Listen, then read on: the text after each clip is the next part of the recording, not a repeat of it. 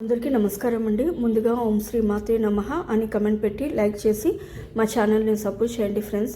కలియుగ వైకుంఠనాథుడు శ్రీ వెంకటేశ్వర స్వామి ఆయన ఈ భూమిపై అవతరించిన మాసం పురటాసి మాసంగా భక్తులు భావిస్తారు. తమిళలో పురటాసి, పెరటాసి, తిరుమల శనివారాలుగా పిలుస్తారు. తమిళలు ఈ మాసంలో స్వామివారిని దర్శించుకోవడానికి ఇష్టపడతారు. ఈ నెల మొత్తం చాలా భక్తి శ్రద్ధలతో స్వామివారిని ప్రార్థిస్తారు. మద్యం, మాంసం లేకుండా స్వామివారిని స్మరిస్తూ దూర ప్రాంతాల నుంచి సైతం కాలినడకన తిరుమలకు వస్తారు భక్తులు. ఈ సాంప్రదాయం తమిళలు ప్రారంభించిన నేటికి స్వామివారి భక్తులు ఎక్కడున్నా ఈ పురటాసి మాసాన్ని ఆచరిస్తారు. తిరుమల శనివారం అంటే ఏంటి, ఎందుకంత ప్రాధాన్యత ఇస్తారో, ఈ శనివారాలు పాటించాల్సిన నియమాలు ఏంటి, శ్రీనివాసుని ఈ విధంగా పూజించుకోవాలి. ప్రత్యేకించి ఈ తిరుమల శనివారాల సమయంలోనే తిరుమలలో వార్షిక బ్రహ్మోత్సవాలు ఎందుకు చేస్తారో ఈ వీడియోలో మనం తెలుసుకుందాం. ఈ తిరుమల శనివారాలు ఏ రోజు నుంచి ఏ రోజు వరకు జరుపుకోవాలి, ప్రత్యేకించి గ్రహ ప్రభావం వలన ఎవరైతే ఎక్కువగా ఇబ్బంది పడుతున్నారో అలాంటి వారికి ఈ తిరుమల శనివారాలు చాలా మంచి రోజులు. తప్పకుండా ఈ స్వామి పూజలో ఈ సమయంలో చేసుకోవడం వలన మనకి శనిగ్రహ ప్రభావం ఎలా తగ్గుతుందో కూడా వీడియోలో తెలుసుకుందాం. వీడియోని మాత్రం ఎక్కడ కూడా స్కిప్ చేయకుండా చివరి వరకు మాత్రం తప్పకుండా చూడండి. ఓం నమో వెంకటేశాయ నమః. ఈ తిరుమల శనివారాలు ప్రత్యేకత చాలామందికి తెలియకపోవచ్చు. కానీ తిరుపతిలో, అలాగే కర్ణాటక, తమిళనాడు, కేరళ వంటి రాష్ట్రాలలో అంతా కూడా చాలా చక్కగా ఈ తిరుమల శనివారాలు చాలా ఘనంగా జరుపుకుంటారు. మనం కార్తీక మాసంలో ఎంతో ఘనంగా శివారాధన చేస్తామో, తిరుమల శనివారాల్లో కూడా స్వామికి అంత ఘనంగా పూజిస్తారు అక్కడ. వీటిని తిరుమల శనివారాలు కాదు, పురటాసి మాసం అని కూడా అంటారు. అంటే మనకి నెల రోజులు ఈ మాసం ఉంటుంది. ఈ నెల రోజులు ప్రత్యేకించి శనివారాలు బాగా ఘనంగా శ్రీనివాసుడి పూజ చేసుకుంటారు. శనివారాల్లో కూడా బేసి సంఖ్యలో వచ్చే శనివారాలు అంటే మొదటి శనివారం, మూడో శనివారం, ఐదో శనివారం ఇలా ప్రత్యేకించి ఈ బేసి సంఖ్యలో వచ్చే శనివారానికి ఎక్కువగా ప్రాధాన్యత ఉంది. కాబట్టి తిరుమల శనివారాన్ని కూడా పిలుస్తారు. ఈ రోజులకి ఎందుకింత ప్రాముఖ్యత కలిగిందో ఇప్పుడు తెలుసుకుందాం. ఈ కలియుగంలో మనం అందరిని కాపాడడం కోసం కలియుగ ప్రత్యక్ష దైవమైన శ్రీ వెంకటేశ్వర స్వామిగా దివి నుంచి భూమికి, భూమిపైకి శ్రీనివాసుడు వచ్చిన రోజు, ఆ స్వామి తిరుమల కొండపైకి వచ్చిన అతి ముఖ్యమైన రోజు. కాబట్టి ఈ రోజులకి ఎంతో ప్రాముఖ్యత కలిగిన సమయం. అందుకని ప్రత్యేకించి శ్రీనివాసుని ఈ తిరుమల శనివారాల్లో ఆరాధిస్తారు. అంతేకాదు ఆ స్వామి కిందికి వచ్చిన ఈ ముఖ్యమైన రోజులో ఆ శ్రీ మహావిష్ణువునికి ఆరాధించడానికి దేవతలందరూ కూడా భూమిపైకి వస్తారని, ఇలా మొట్టమొదటిసారి తిరుమల కొండపైన శ్రీనివాసుడి బ్రహ్మగారి చేత ఉత్సవాలు చేస్తారు. అందుకనే వీటిని బ్రహ్మోత్సవాలు అని పిలుస్తారు. ఈ బ్రహ్మోత్సవాల సమయంలో పురటాసి మాసంలోనే ప్రారంభం. అందుకే ఈ రోజు ఇంత ప్రాధాన్యత కలిగినవి. ఈ నెల రోజుల్లో కూడా ప్రత్యేకించి శనివారాలు స్వామికి ఘనంగా పూజలు జరుపుకుంటారు. కొంతమంది ఈ నెల రోజులు కార్తీక మాసంలో చేసినట్లుగా నియమనిష్టాలతో చెప్పులు కూడా వేసుకోకుండా, మాంసాహారం తినకుండా, ఉల్లి వెల్లుల్లిని, సాత్విక ఆహారాన్ని తీసుకొని ఉపవాస నియమాలని పాటిస్తూ ఈ పురటాసి మాసం మొత్తం కూడా స్వామిని నిష్టగా కొలుస్తారు. అలా నెల రోజులు పూజ చేయడం కుదరని వాళ్ళు ఈ మాసంలో వచ్చే శనివారాల్లో ఆయన స్వామివారిని నియమనిష్టాలతో పూజలు చేసుకుంటారు.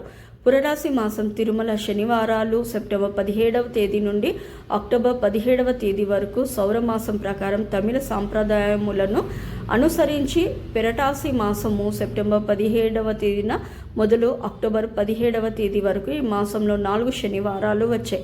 మొదటి శనివారం సెప్టెంబర్ 20వ తేదీన, రెండవ శనివారం సెప్టెంబర్ 27వ తేదీన, మూడవ శనివారం అక్టోబర్ 4వ తేదీన, నాలుగవ శనివారం అక్టోబర్ 11వ తేదీన. ఈ 4 వారాలు స్వామిని నిష్టగా పూజ చేసుకోవచ్చు. ప్రత్యేకించి మొదటి వారం, మూడో వారం చాలా ముఖ్యమైన రోజులు. ఈ తిరుమల శనివారాల్లో శ్రీనివాసుడికి ప్రత్యేకించి బియ్యం పిండి ప్రమిదలో దీపారాధన చేసుకోవాలి.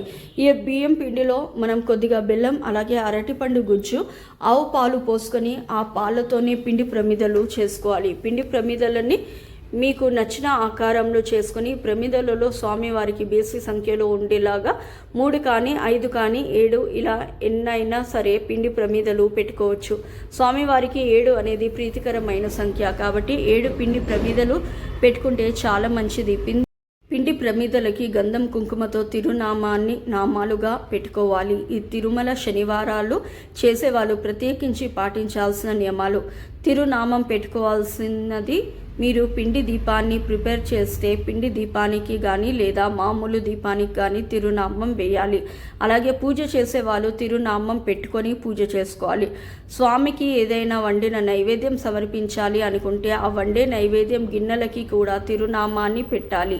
నైవేద్యాన్ని స్వామికి ఏదో ఒక వెండి గిన్నెలలో ఏదో ఒక గిన్నెలో తీసినా ఆ గిన్నెకి కూడా తిరునామాన్ని పెట్టాలి. అలాగే శ్రీనివాసుడికి ఇష్టమైన రంగు పసుపు రంగు అంటారు కదా, పసుపు రంగులో ఉన్న వస్త్రాన్ని కట్టుకొని స్వామికి పూజ చేసుకోవాలి. ఈ శనివారాలు పూజ చేసుకోవాలి అనుకునే వాళ్ళు ముందు రోజే ఇంటిని శుభ్రం చేసుకోవాలి. ఇంట్లో మాంసాహారం లాంటివి ఉండకూడదు. అలాగే శనివారం తెల్లవారుజామునే నిద్రలేచి తలస్నానం చేసి ఇంటిని శుభ్రం చేసుకొని స్వామివారికి ఇంట్లో ఈశాన్య మూలలో పీఠాన్ని ఏర్పాటు చేసుకోవాలి. పీఠం పెట్టడం కుదరని వాళ్ళు పూజ మందిరంలో స్వామి పూజ చేసుకోవచ్చు. మీరు పూజ చేసేటప్పుడు మనసు సంకల్పించుకోవాలి. మనకి ఈ సంవత్సరం వచ్చిన 4 వారాలలో మీరు 4 వారాలు చేయగలరా, లేదా కనీసం 1-3 వారంలో స్వామికి పూజ చేసుకోగలరా లేదా అని మనసులో సంకల్పించుకోవాలి. ఈరోజు తప్పకుండా ఉపవాస నియమాన్ని పాటించాలి. అంటే మధ్యాహ్న భోజనం చేసి ఉదయం సాయంత్రం ఉండవచ్చు, లేదా ఉదయం నుండి సాయంత్రం వరకు ఉపవాసం ఉండి రాత్రికి భోజనం చేసుకోవచ్చు. కొంతమంది అనారోగ్య సమస్యలతో ఉండలేని వారు పాలు పండ్లు లాంటివి తీసుకోవచ్చు. అలాగే బ్రహ్మచర్య నియమాన్ని తప్పనిసరిగా పాటించాలి. ఈ పూజ చేసే మంచం పైన పడుకోవడం చేయకూడదు, నేలపైన పడుకోవాలి. మీరు ఇంకా నిష్ఠగా పూజ చేయాలి అనుకునే వాళ్ళు ఈ పూజ చేసిన రోజు అంటే ఈ శనివారం మొత్తం కూడా చెప్పులు లేకుండా ఉండేలా చూసుకోండి. ఇవన్నీ కూడా మీరు సంకల్పించుకునే దాన్ని బట్టి ఉంటుంది. మీరు ఉదయాన్నే పూజ చేసుకున్నప్పుడు సంకల్పించుకుంటే ఆ రోజు అంతా కూడా ఆ నియమాలని పాటించాలి. కుదరదు అనుకునే వాళ్ళు ఆ ఒక నియమాన్ని వదిలేసి మిగతావన్నీ తప్పకుండా పాటించాలి. ఈరోజు నువ్వుల నూనెతో దీపారాధన చేసుకోవాలి. మీరు పిండి ప్రమిదలు చేసిన ఇత్తడి ప్రమిదలు లేదా వెండి ప్రమిదలో కానీ దీపారాధన చేసుకున్నా సరే నువ్వుల నూనెను వాడాలి. అలాగే స్వామిని పసుపు రంగు పూలతో పూజిస్తే చాలా మంచిది. ఆ రోజు వీలైనంత వరకు తులసి దళాలతో స్వామికి అర్చన చేసుకోవాలి. కనీసం స్వామికి తులసి మాల వేయడం కానీ ఒక తులసి దళాలనైనా స్వామి పాదాల దగ్గర ఉంచితే శుభం. మీరు తులసి దళాలతో పూజ చేయాలి అనుకుంటే బయట తులసి అమ్ముతారు కదా, ఆ తులసి దళాలతో స్వామికి పూజ చేసుకోవచ్చు. పూజ స్వామికి ఎలా చేసుకోవాలి అంటే, మీరు షోడోపచారాలతో పూజించడం వచ్చిన వాళ్ళు అయితే స్వామికి షోడోపచారాలతో పూజ చేసుకొని స్వామివారి అష్టోత్తరం చదువుకోండి. విష్ణు స్తోత్రం, శ్రీ వెంకటేశ్వర స్వామి స్తోత్రం చదువుకోవాలి. కుదరని వాళ్ళు గోవింద నామాలు చదువుతూ తులసి దళాలతో స్వామిని అర్చించిన సరిపోతుంది. ప్రత్యేకించి శ్రీనివాసుని మాత్రమే పూజలో కాకుండా అమ్మవార్లతో సహా స్వామి పూజలో పెట్టుకొని పూజ చేసుకోవాలి. లక్ష్మీదేవి వెంకటేశ్వర స్వామి కలిసి ఉన్న ఫోటో అయితే చాలా మంచిది. మీ దగ్గర విగ్రహాలు ఉన్నట్లయితే శ్రీనివాసుని లక్ష్మీదేవి విగ్రహాన్ని లేదా శ్రీదేవి భూదేవి సమేత శ్రీ వెంకటేశ్వర స్వామి విగ్రహాన్ని లేదా ఫోటోని అయితే ఆ ఫోటోని పెట్టుకొని పూజ చేసుకోవాలి. ఈరోజు స్వామికి నైవేద్యంగా పాయసం, పులిహోర, పరమాన్నం, గోధుమ రవ్వతో చేసిన తీపి పదార్థం కానీ ఏ తీపి పదార్థం అయినా సరే వండిన నైవేద్యాన్ని సమర్పిస్తే చాలా మంచిది. ఎలాగో నిష్ఠగా పూజ చేసుకుంటాం స్వామికి అనుకునే వాళ్ళు ఏదైనా ప్రసాదాన్ని వండి దానిని తిరునామాలను పెట్టి స్వామికి సమర్పించండి. ఒకవేళ సమయం లేని వాళ్ళు ఉద్యోగాలు చేసే వాళ్ళకి కుదరదు కాబట్టి అలాంటి వారికి నైవేద్యం వండడం కుదరనప్పుడు పళ్ళు పాలు ఏదైనా సరే, ఏవి లేకపోయినా బెల్లమైనా సరే స్వామికి నైవేద్యంగా సమర్పించండి. ఈ రోజులో విష్ణు సహస్రనామం పారాయణం చేసినా విన్నా చాలా మంచిది. తిరుమల శనివారాల్లో స్వామిని పూజిస్తే శని ప్రభావం ఎందుకు తగ్గుతుంది అన్నదానికి ఒక చిన్న కథ ఉంది. ఆ కథ ఏంటో ఇప్పుడు తెలుసుకుందాం. తిరుమలలో నిత్యము శ్రీనివాసుని పోషించుకునే ఒక భక్తుడు ఉండేవాడని, ఆయనకి ఎన్ని కష్టాలు వచ్చినా సరే, సిరి సంపదలు ఉన్నా లేకపోయినా, ఎలాంటి పరిస్థితులు ఎదురైనా సరే ఎప్పుడు కూడా శ్రీనివాసుని పూజిస్తూనే ఉండేవాడని, అంత బాగా స్వామిని పూజిస్తున్న ఆయనకి శని ప్రభావం వల్ల ఎన్నో కష్టాలు ఎదురయ్యాయి.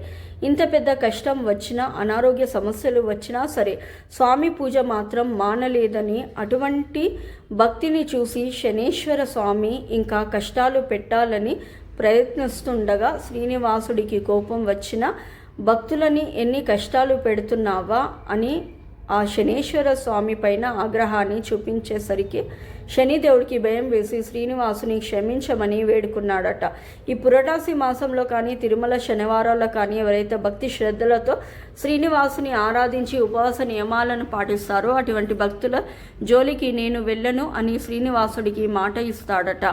అందుకని పురటాసి మాసంలో వచ్చే శనివారాలు శని ప్రభావం పూర్తిగా తొలగించుకోవడం కోసం చాలామంది శ్రీనివాసుని పూజ చేసుకుంటారని, ఈ పూజ చేసుకున్న రోజు స్వామికి నిండుగా ధూపాన్ని సమర్పించుకోవాలి. అలాగే మనం పెట్టిన దీపాలు అన్నిటి దగ్గర అక్షింతలు, పువ్వులు, పసుపు, కుంకుమ వేసి దీపాన్ని స్వామికి చూపించాలి. మీరు పిండి ప్రమిదలు ఏమైనా పెట్టుకోవచ్చు. ఒకవేళ మీరు 7 ప్రమిదలు పెట్టినట్లయితే ఒక దాంట్లో ఒక్కొక్కటి చొప్పున 7 వత్తులు వేసుకోవాలి. ఒకే పేరు మీద పెట్టినట్లయితే 7 వత్తులు కలిపి ఒకే వత్తు కింద చేసుకోవచ్చు. ఇంకా స్వామికి మీరు ఏవైతే నైవేద్యం సమర్పిస్తున్నారో వాటిపైన నీటిని చల్లి నైవేద్యం ఆరగింపు చూపించాలి.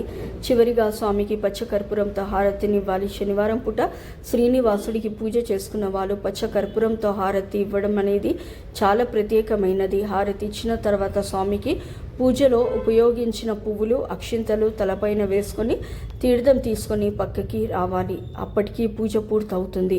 ఇదే విధంగా ఉదయం సాయంత్రం కూడా పూజ చేసుకోవాలి. ఒకవేళ సపరేట్గా పీఠం పెట్టి పూజ చేసుకున్న వాళ్ళు ఆ పీఠాన్ని ఉదయం సాయంత్రం పూజ అయిన తర్వాత రోజు ఉదయాన్నే పీటని కదపవచ్చు. అలాగే పిండి ప్రమిదలు దేవుడి దగ్గర పెట్టి పూజ చేసుకున్న తర్వాత వాటిని ఏం చేయాలి అని సందేహం రావచ్చు. దీపం కొండెక్కిన తర్వాత పిండి ప్రమిదలు ఆవుకి పెడితే చక్కగా తింటాయి.